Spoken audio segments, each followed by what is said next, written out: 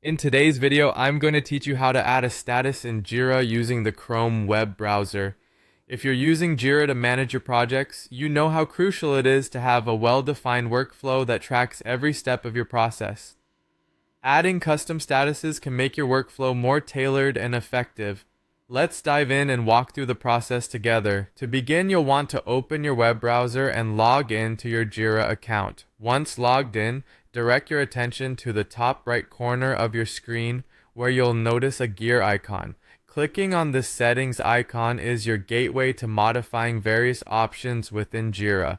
Next, navigate to the Issues tab and look for the Statuses section. This is where the magic of personalizing your workflow happens. You'll see a button labeled Add Status.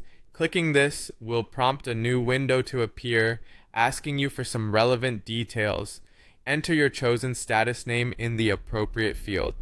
Let's say you want to add a status called In Review. You'll type that in and then select a category. Your options here will be To Do, In Progress, or Done.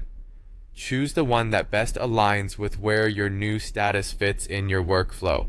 Once you're satisfied with the information you've entered, click Add to save your new status.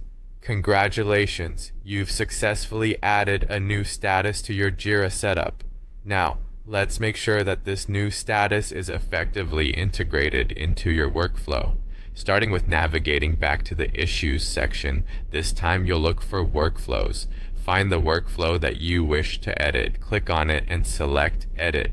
This takes you into the visual representation of your workflow. It's here that you'll add your shiny new status. Drag your newly created status onto the workflow diagram. This may look like a simple box on your screen, but it's a crucial addition indicating the stages of your process. However, adding it to the map isn't quite enough.